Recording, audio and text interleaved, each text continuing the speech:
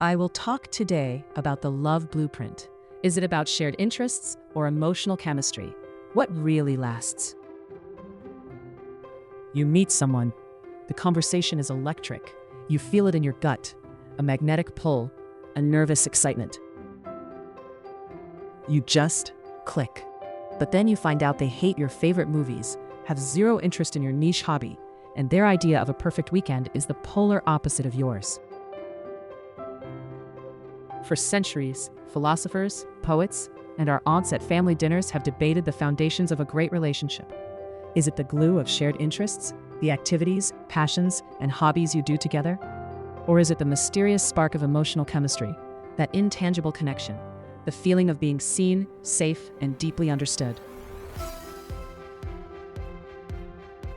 So today, I will not just ask the question, but I am going to build, test, and stress test the blueprint for lasting love. Let me start with shared interests. This is the logical, practical choice. It is the relationship as a joint venture.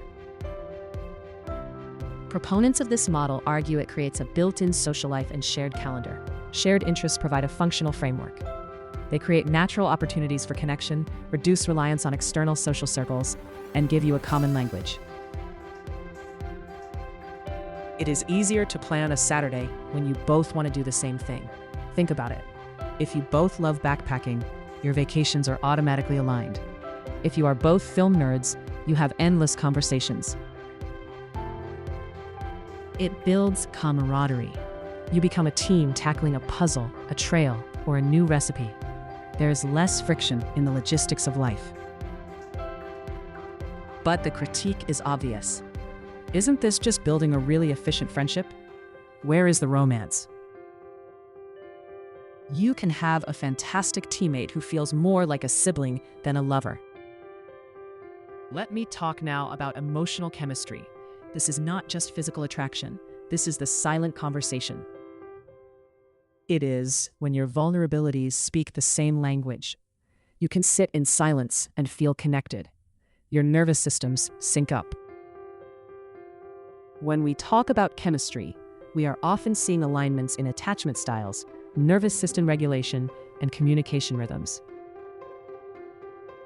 It is a subconscious resonance that makes you feel profoundly safe or thrillingly alive, sometimes both.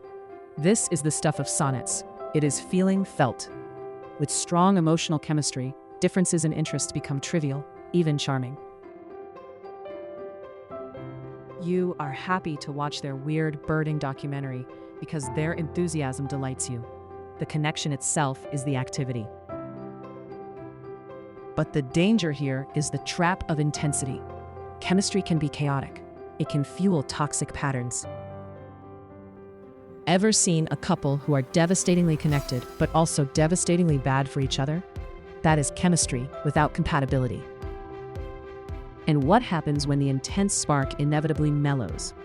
If you have nothing to do together, do you just stare soulfully at each other forever? Let me now talk about the false dichotomy and the third ingredient. So, it is interest versus chemistry, right? Wrong. Framing it as either or is our first mistake.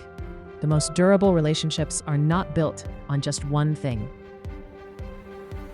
They are built on a dynamic interplay between the two, held together by a critical third ingredient. Let me break this down. Shared interests are about what you do. Emotional chemistry is about how you connect. But shared values, that is about why you are together and where you are going. Values are your navigational system. Interests are the scenery you enjoy along the way. Chemistry is the fuel. You can have great fuel and love the scenery, but if you are navigating to different destinations, one wants marriage, the other does not. One values financial security, the other values spontaneity. The journey will end in conflict.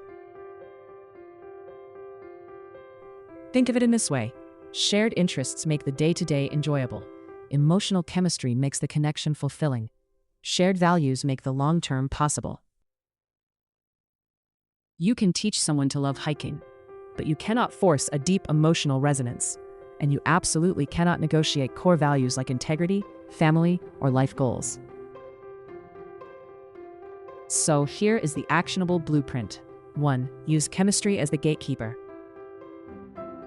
The initial spark of do I feel safe, intrigued, and drawn to this person is your entry ticket.